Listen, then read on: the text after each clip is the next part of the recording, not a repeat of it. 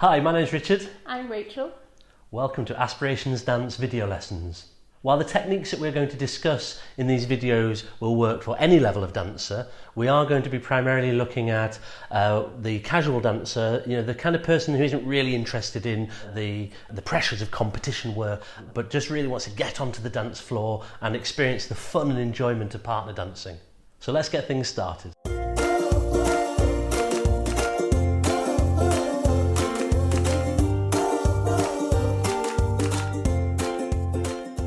In this video, we're going to talk about the hold that we'll use for the progressive dancers, the ballroom dancers that move around the room.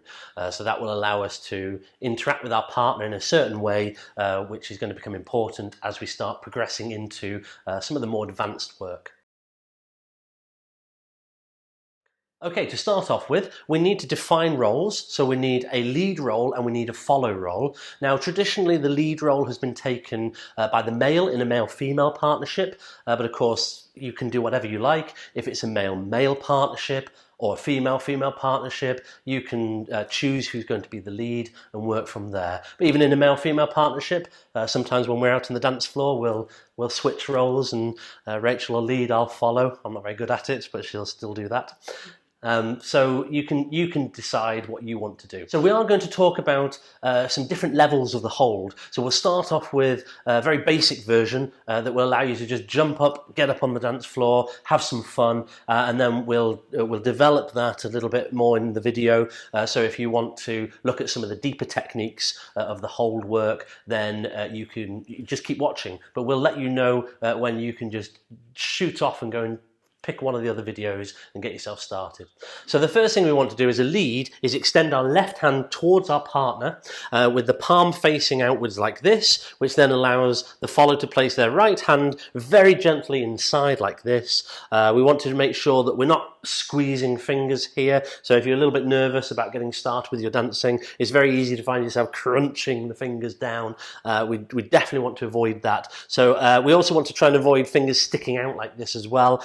So just a nice, comfortable position here will be great. Then the follower is going to raise their left arm out of the way of the body, which will allow us as the lead to come in a bit closer and place our right hand on our partner's back just below the shoulder blade. So we can see where that is. And we want that slightly pointing downwards. And then as a follow, if you place your hand on your partner's arm, roughly just below the shoulder, but make sure you're holding your own position. So we're all going to be holding our own position. Don't lean on your partner. Even if you had a long day, we want to make sure that we're not in a battle here. We want to make sure we're working together, interacting well, but we're not fighting with each other. Now, in the early stages, we've tried to create a little bit of pressure through the palms of the hands here. That's going to give us some of the signals from the lead through to the follow that you're going to be able to interact with. The other thing is try and get in as close as possible. I appreciate for some of us it's a little bit easier than others, but if you are a little bit nervous as a first-time dancer and you've got a bit of space between you, don't worry too much about that at this stage. We can develop the closeness and the connection in that way a little bit further, a little bit later on. Okay, if you want the traditional position of the head, turn your head to your left, never looking at your partner ever again. Although we do encourage you to have a nice relaxed position. You see we're just relaxing things down a little bit. So on the social dance floor, we'll look at each other, smile, sometimes have a little chat about the day we've just had. So I'll let you decide whether you want to look and talk to your partner or whether you just want to stare off into space.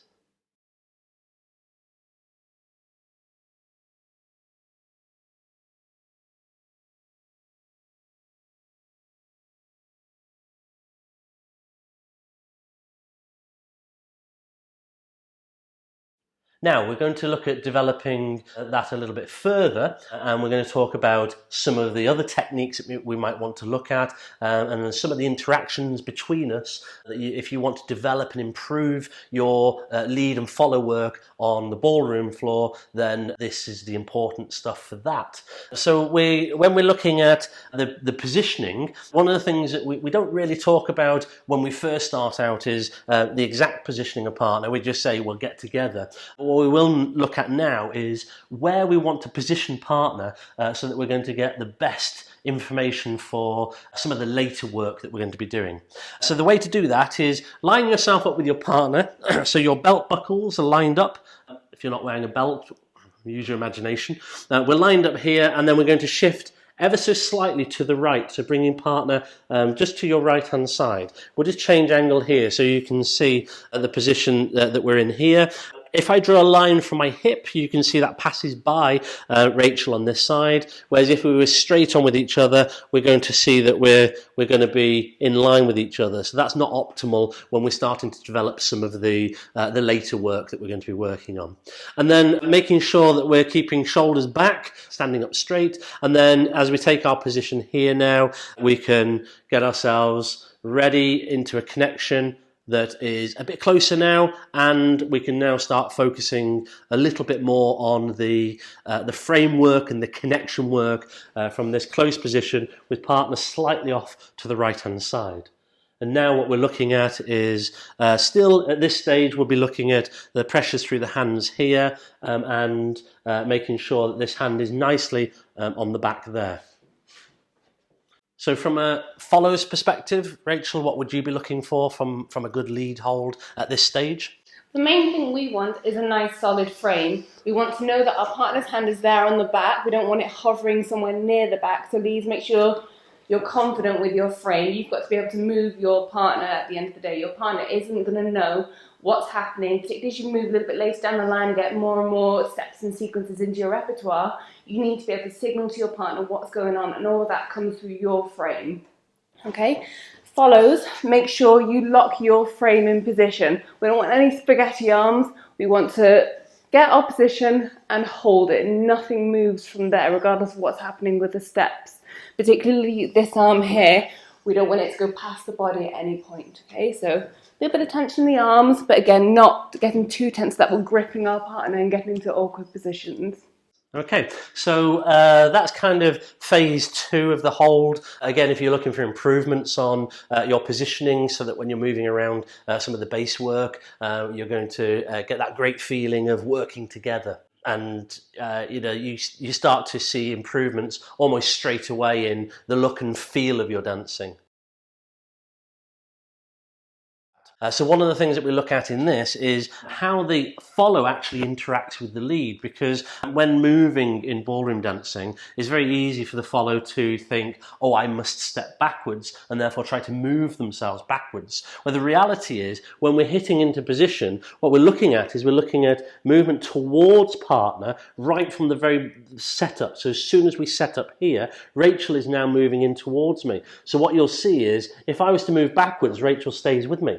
I don't need my hold of that. And now if I was to move forwards, what we would feel here is an increase in the pressure through the body, which allows me to lead that forward step. So now we can move and interact together through the connection of the body, and the framework becomes the part that allows us to control our movement. This is how we get those lovely flowing moves, the sways, and all that wonderful stuff that comes later down the line, if that's what you're interested in. So that connection work there, and then as we take our framework here, we're really looking to make sure that the frame is relaxed, the shoulders are relaxed. We have to be very careful about the shoulders coming up and being very, very tense. And also, we're not really pushing against each other as much now here. This is staying stable, because if we've maintained a good frame position, now we don't need to use that because we're using the body work. And you see, as I came out of position there, Rachel maintained her position. Okay, so here we now have a nice relaxed position, and we're ready to head off from a leads perspective. So Rachel, anything you want to add there from the follow?